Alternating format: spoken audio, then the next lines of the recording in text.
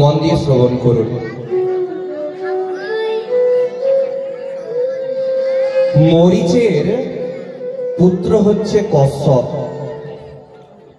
কশ্যপের পুত্র হচ্ছে সূর্য, সূর্যের পুত্র হচ্ছে মনু, এবং এই মনু থেকেই সূর্য বংশের উৎপত্তি। মনুর পুত্র হচ্ছে ইক্ষ্বাকু, ইক্ষ্বাকুর পুত্র হচ্ছে সুসেন,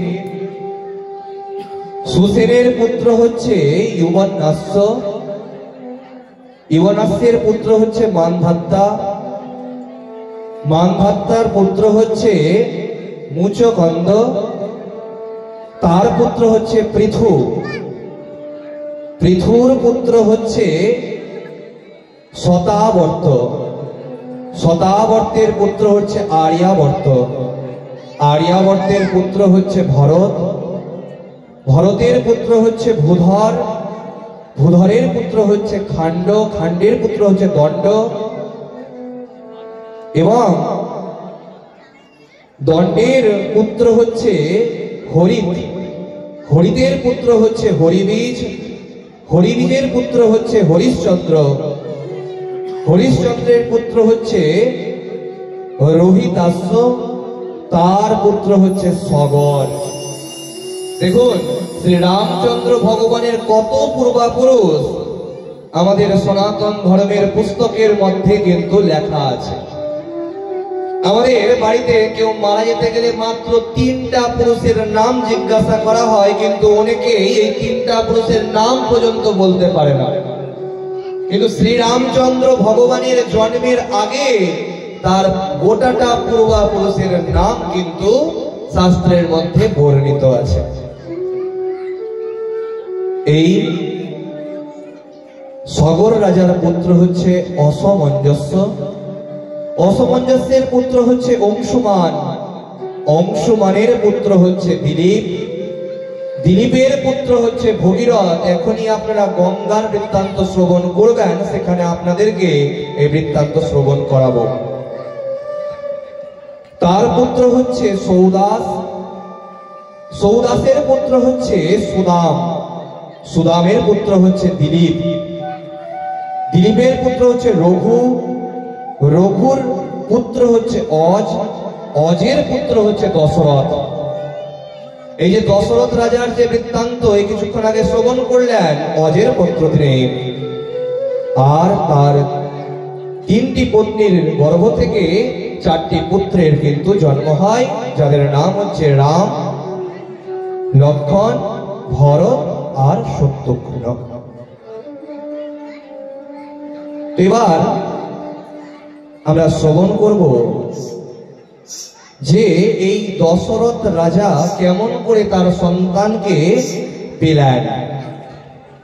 দশরথ রাজার একটা কন্যা আগে থেকেই ছিল, যার নাম ছিল শান্তা। কি নাম ছিল? শান্তা। অর্থাৎ রামায়ণে শ্রী রামচন্দ্রের একটা দিদি বা বোনেরও কথা পাওয়া যায়, যার নাম হচ্ছে শান্তা। মহাভারতেও কিন্তু দুর্যোধনের একটা বোন ছিল, যার নাম ছিল দুঃশলা। কিন্তু আমাদের মেয়েদের নামগুলো আমরা জানি না, আমরা শুধু পুরুষের নামগুলো জানি। তো সেই শান্তা বিবাহ করেছিল ঋষ্যশৃঙ্গ মুনিকে। কাকে বিবাহ করেছিল? ঋষ্যশৃঙ্গ মুনি। আর এই ঋষ্যশৃঙ্গ মুনিকে বলা হয়েছিল দশরথ রাজার বাড়িতে পুত্রেষ্টি যজ্ঞ করার জন্য। পুত্রেষ্টি যজ্ঞ মানে যে যজ্ঞের মধ্যে আহুতি দিলে সেখান থেকে পুত্র হওয়ার আশীর্বাদ প্রদান হবে। সেখান থেকে সেই পায়েস বের হয়েছিল, যে পায়েস কে 3 পত্নী গ্রহণ করেছিলেন, কৌশল্যা, কৈকেয়ী আর সুমিত্রা। কৌশল্যার গর্ভ থেকে শ্রী রামচন্দ্রের জন্ম হয়, কৈকেয়ীর গর্ভ থেকে ভরতের জন্ম হয়, এবং সুমিত্রার গর্ভ থেকে লক্ষ্মণ এবং শত্রুঘ্নের জন্ম হয়। 3 জনার জন্মের তিথি কিন্তু আলাদা আলাদা। শ্রীরামচন্দ্রের জন্ম হয়েছিল চৈত্র নবমীতে পুনর্বসু নক্ষত্রে। ভরতের জন্ম হয়েছিল পুষ্যা নক্ষত্রে এবং লক্ষণ এবং শত্রুঘ্নের অশ্লেষা নক্ষত্রে জন্ম হয়েছিল।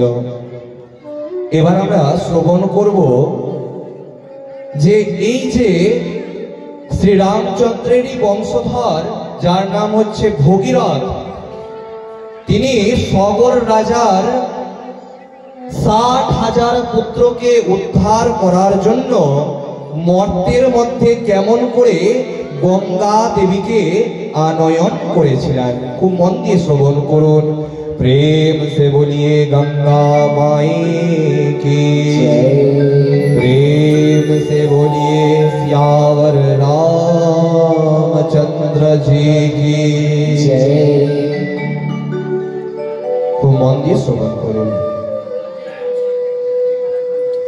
সগর রাজা একবার অশ্বমেধ নামক একটা যজ্ঞ করার জন্য এক অশ্বকে তার রাজ্য থেকে ছেড়ে দিয়েছিলেন। খুব মন দিয়ে শুনবেন। অশ্বমেধ যজ্ঞ মানে একটা রাজা নিজের রাজ্য থেকে একটা ঘোড়াকে সাজিয়ে গুজিয়ে পাঠিয়ে দিত, আর তার পিছনে তারই রাজ্যের সৈন্যগুলো তাকে অনুসরণ করে চলত। যেগুলো রাজ্য দিয়ে সেই ঘোড়াটা যেত, সেই রাজ্যগুলো কিন্তু সেই যে রাজা সেই ঘোড়াটাকে ছেড়েছে তার হয়ে যেত।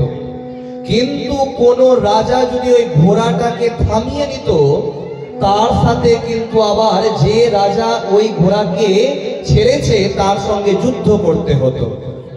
আর যুদ্ধে যদি আবার সেই রাজা পরাজিত হতো, তবে কিন্তু তার রাজ্য আর থাকতো না। তো সেই সগর রাজা অশ্বমেধ যজ্ঞ করার জন্য অশ্বকে ছেড়েছিলেন, কিন্তু সেই অশ্বকে ইন্দ্রদেব হরণ করে কপিল মুনির আশ্রমের মধ্যে গিয়ে বেঁধে চলে আসেন। কপিল মুনি ওই অবস্থাতে ধ্যান করছিলেন। তিনি জানেন না তার পাশে কোনো ঘোড়াকে বেঁধে রাখা হয়েছে। তিনি ধ্যানরত অবস্থায় ছিলেন, আর পাশে ইন্দ্রদেব এসে ঘোড়াটাকে বেঁধে দিয়ে চলে গেছেন। এদিকে সগর রাজার প্রথম পত্নী, যার নাম হচ্ছে সুমতি, তার 60,000 পুত্র ছিল। কতগুলো পুত্র ছিল? 60,000, 60,000 পুত্র ছিল। সেই 60,000 পুত্রকে পাঠানো হয়, যাও তোমরা গিয়ে সেই অশ্বটা কোথায় আছে তাকে খুঁজো। স্বর্গ, মর্ত, পাতাল, ত্রিভুবন তারা কিন্তু খুঁজতে শুরু করলো 60,000 পুত্রগণ। শেষে গিয়ে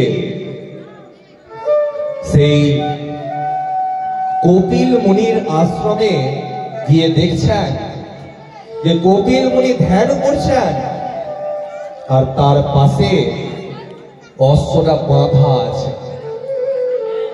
তখন কপিল মুনিকে চোর মনে করে সেই 60,000 পুত্রগণ তাকে চোর চোর বলতে শুরু করলেন। কপিল মুনি যখনই তার ধ্যান থেকে চোখ দুটো খুললেন, তার চোখ দিয়ে অগ্নি স্বরূপ তেজ নির্গত হয়ে 60,000 পুত্র সেখানেই ভস্মীভূত, অর্থাৎ আগুনে জ্বলে পুড়ে ছাই হয়ে গেল। কেন? লক্ষ্য করবেন যে আমরা সন্দেহের বাতিকে অনেককে চোর কিন্তু বলে ফেলি। ওই জন্য আপনাদের কাছে করজোড়ে অনুরোধ, কেউ কিন্তু কারো বাড়ি বেশি যাবেন না। কেমন করে?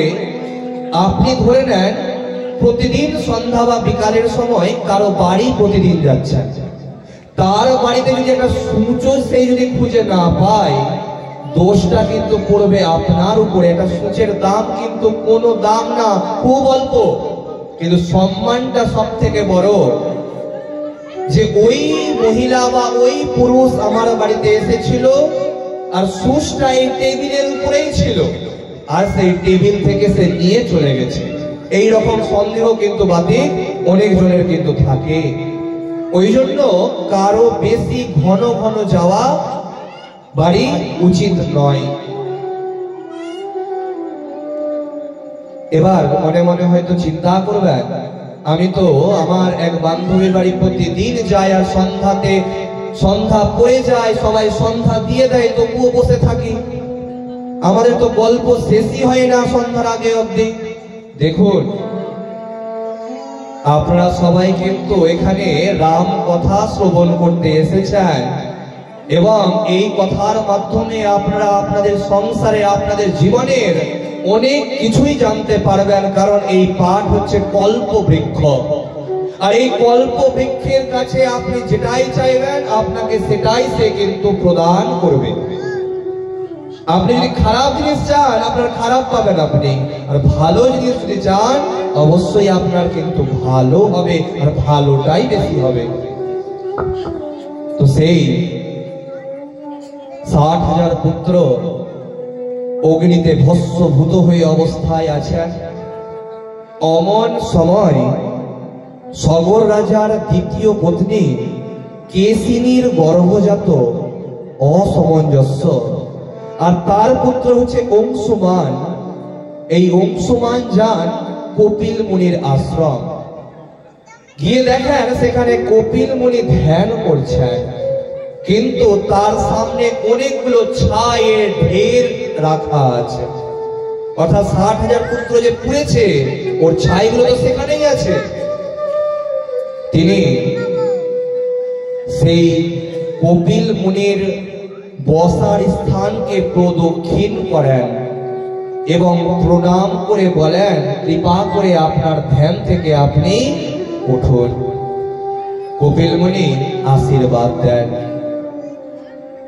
যখন অংশুমান বলছেন যে আপনার পাশে যে এই ঘোড়াটা বাঁধা আছে, এই ঘোড়াটাকে যদি আমি না নিয়ে যাই তবে সগর রাজা কিন্তু কি করতে পারবে না, অশ্বমেধ যজ্ঞ করতে পারবে না, আপনি এই ঘোড়াটাকে আমাকে দেন। তিনি কিন্তু একবারও বললেন না কেমন করে আসলো, কি জন্য আসলো, কেন আসলো, না, আপনার কাছে বাধা আছে আপনি সেটা দেন। দেখতে দেখতে তার ওই ছায়ের যে ঢের সেখানে নজর পড়েছে। তখন বলছেন, আমার পূর্বপুরুষ 60,000 পুত্র কিন্তু সগর রাজার এখানে এসে কি হয়েছে যে এখানে আমার অগ্নিতে, আমার তেজের অগ্নিতে ভস্মীভূত ছাই হয়ে গেছে, কারণ তারা আমাকে চোর মনে করেছিল, সেই জন্য সে অগ্নিতে ভস্মীভূত হয়েছে। কিন্তু এদেরকে উদ্ধার করার জন্য একমাত্র গঙ্গা দেবীকে মর্তে আনয়ন করতে হবে। অসমঞ্জস্য পুত্র অংশুমান তিনি অনেক তপস্যা করলেন, কিন্তু কোনো মতেই কিন্তু আনতে গঙ্গা দেবীকে সন্তুষ্ট করতে পারলেন না। অংশুমানের পুত্র হচ্ছে দিলীপ। দিলীপও অনেক চেষ্টা করলেন গঙ্গা দেবীকে সন্তুষ্ট করার, প্রসন্ন করার, তবুও কিন্তু তিনি পারলেন না।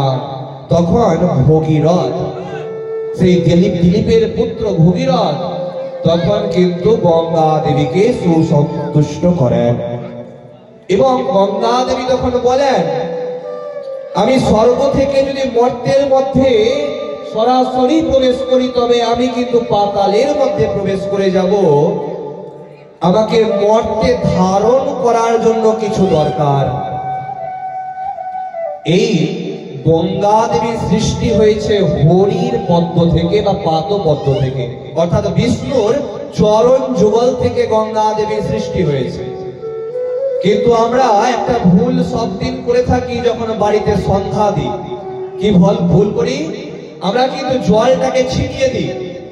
সন্ধ্যা যখন দিই আমরা কিভাবে দিই, জল ছিটিয়ে দিই না ঘরের সামনে। জল কখনো ছিটিয়ে দিতে নাই বাড়ির সামনে, কারণ এই কিছুক্ষণ পরে যখন আপনাদেরকে আমি শান্তি জল দিব আপনারা কিন্তু পা ঢেকে বসবেন, কেন, যাতে পায়ের মধ্যে না পড়ে যায়। আর আপনি প্রতিদিন বাড়িতে সেই সন্ধ্যার জলটা শান্তি জল দিচ্ছেন, কিন্তু কি করছেন, ছিটিয়ে দিচ্ছেন। সেখানে আপনিও পা দিচ্ছেন ওর উপরে, এবং আপনার পরিবারের বাইরের অন্যজন জুতা পরেও ওই জলের উপরে পা দিচ্ছে। এটা কিন্তু কখনো করবেন না। তো কি করবেন, জল নিয়ে দরজার কোণে কোণে দিতে হবে। ধরে নেন মেন দরজা, প্রধান দরজা, তার দুই কোণে এমন পরিমাণে জল দেবেন যে জল গড়িয়ে কারো পায়ের মধ্যে না থাকে। বাড়ির রুম আছে, সেই রুমের দরজার কোণে কোণে জল দেবেন, সেটা কিন্তু কারো পায়ে ঠেকবে না। তো সেই হরির পাদ পদ্ম থেকে নির্গতা হয়ে দেবাদিদেব মহাদেব বললেন যে আমি জটার মধ্যে ধারণ করব। তিনি জটার মধ্যে ধারণ করলেন। আর ভগীরথ নামের রাজা একদিকে শঙ্খ বাজাচ্ছেন, আর পিছন দিয়ে সেই গঙ্গা দেবী প্রবাহিতা হচ্ছেন। আস্তে আস্তে জন্য মুনির আশ্রম এসে প্রবেশ করে গঙ্গা। গঙ্গা জন্য মুনির আশ্রমকে সম্পূর্ণ ভেঙে তলিয়ে দেন। জন্য মুনি রেগে গিয়ে সম্পূর্ণ গঙ্গা দেবীকে ধারণ করেন নিজের মধ্যে। ভগীরথ রাজা তার পা ধরে বলেন যে আপনি যদি এই গঙ্গা দেবীকে নির্গতা না করেন তবে আমার কিন্তু বংশ উদ্ধার হবে না। আপনি কৃপা করে এই গঙ্গা দেবীকে নির্গতা করুন। তখন নিজের জন্মু কেটে সেই জন্মু মুনি সেই গঙ্গা দেবীকে নির্গতা করলেন। কারণ মুখ দিয়ে খেয়েছেন, আবার মুখ দিয়ে যদি বের করেছেন এটাও হয়ে যাবে। সেই জন্য তিনি জন্মু কেটে জাম কেটে কিন্তু নির্গতা করেন, এবং সেই জন্য তারপর থেকে এই গঙ্গা দেবীর অপর নাম হচ্ছে জাহ্নবী। প্রেম সে বলিয়ে ভগীরথ রাজন কি, প্রেম সে বলিয়ে বাঁকে বিহারি লাল কি, প্রেম সে বলিয়ে রাধে রাধে। একটা ভজন আপনারা এবার শ্রবণ করুন, তারপর কথাকে আবার সামনের দিকে এগিয়ে নিয়ে যাব।